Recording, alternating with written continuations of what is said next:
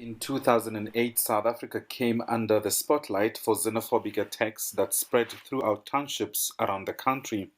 While the world looked on in horror, Bongani Maphosa had been living in South Africa since 1992. He was already integrated into society and survived unharmed. It hurts me because I don't think that anyone would leave their country for no good reason. We all escaped poverty, and that's why we're here. Bongani arrived just 2 years before the end of apartheid in South Africa. Many black people were undocumented, and he says that worked to his advantage because he got to vote in the first democratic election, even though he wasn't a citizen. We were given small handbooks. Everyone old enough to vote was given one of those handbooks, even though we had no IDs to vote with, and I voted for Mandela. Zimbabwe remains home for Bongani.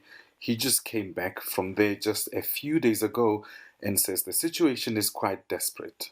The protests are bad. There's either no fuel, or when it's there, it's too expensive. Children are not going to school. There are no teachers. Clinics have no doctors because they're on strike. We don't know when this will end. After 28 years living in South Africa, he says his documents are still not in order for him to be a citizen or permanent resident. He still needs a work permit, but he says he's found a way to make a living. I survive by transporting goods for fellow Zimbabweans from South Africa. Many of them know and always ask me for transport for a fee. Many migrants, especially those undocumented ones like Bongani, end up starting their own businesses as informal traders. Others just end up as cheap labor for restaurants. This may not be ideal for all of them, but South Africa remains a land of opportunity even amid xenophobia that prevails. Matuba Mahlatjie, Telesur, Mabopane, South Africa.